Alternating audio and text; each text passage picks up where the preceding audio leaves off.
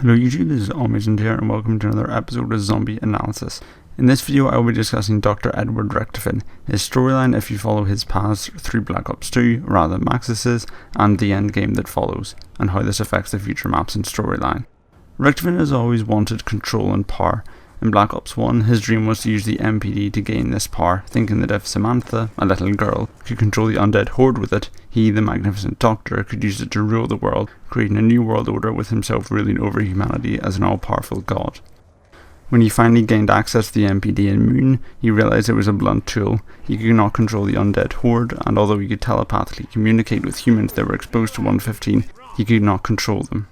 Furthermore, soon after he actually gained access to the MPD, Maxis devastated the world with the rockets, destroying human civilization as we know it and decimating humanity across the world, spoiling any chances of Edward to create a new order.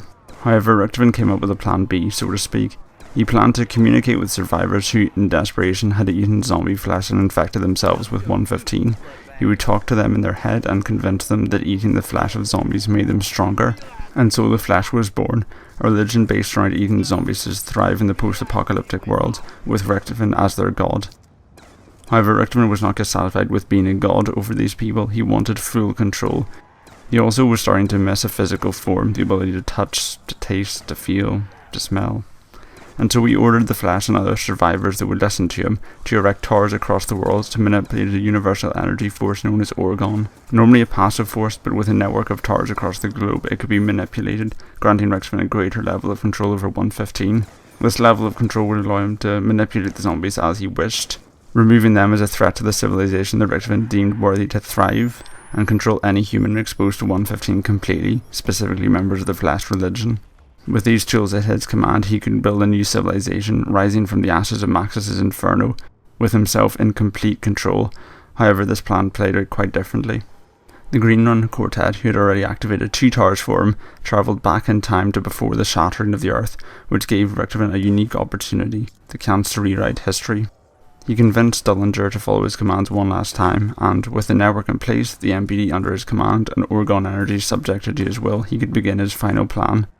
Firstly, he removed Maxis from existence. Every file, every hard drive in the world that contained Maxis' mind and consciousness was deleted at once. Maxis was gone for good, meaning that the rockets from Griffin Station were never launched and Earth was never destroyed. He then unleashed his full power on the Earth, enslaving humanity, and constructed a new world order, the one he had originally dreamed, able to possess any body he felt so we would never miss the physical world again. As for the impact on the characters, the original Force fate is unknown. They may have escaped Griffin Station, they may have died there. Without Maxis to help them, we'll never know their fate. The Green Run Quartet, however, fought on and buried. Abandoned by Rictofen except for a few parting gifts, they eventually gave in and died, ending their story. As for Richtofen's path in terms of the future storyline, it's a dead end, with a world that has never been broken, but in perpetual slavery to Edward Rictofen. Everyone else has died or been enslaved. As such, there's no future in this path, no more maps, no more zombies, no more storyline, it's just a dead end. Maxis, however, is another case altogether, which I'll explain in the next video. This has been Omagent, thank you very much for watching, and goodbye.